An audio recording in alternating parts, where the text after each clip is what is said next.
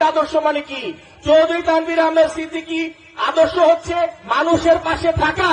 চৌধুরী তানভীর আহমেদ সিদ্দিকীর আদর্শ হচ্ছে কর্মীকে সাহায্য করা।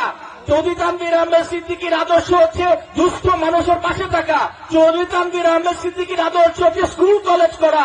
চৌধুরী তানভীর আহমেদ সিদ্দিকীর আদর্শ হচ্ছে মানুষের পাশে থাকা। চৌধুরী তানভীর আহমেদ সিদ্দিকীর আদর্শ হচ্ছে মানুষকে ভালোবাসা। চৌধুরী তানভীর আহমেদ সিদ্দিকীর আদর্শ হচ্ছে কালিয়াকুরের উন্নয়ন করা। এটা হচ্ছে চৌধুরী তানভীর আহমেদ সিদ্দিকীর আদর্শ। চৌধুরী তানভীর আহমেদ সিদ্দিকীর আদর্শ না টার্মিনালে চাঁদাবাজি করা। চৌধুরী তানভীর আহমেদ সিদ্দিকীর আদর্শ না বারবার লুটপাট করা। চৌধুরী তানভীর আহমেদ সিদ্দিকীর আদর্শ না মানুষের জমি দখল করা। চৌধুরী তানভীর আহমেদ সিদ্দিকীর আদর্শ না আওয়ামী লীগের সাথে ব্যালেন্স করে বিএনপি কর্মীদের হত্যা করা। তানভীর আহমেদ সিদ্দিকীর আদর্শ না যারা আজকে আওয়ামী লীগের কর্মীদের কিন্তু ব্যালেন্স করে রাজনীতি করে, সেটা বিএনপির রাজনীতি হইতে পারে না।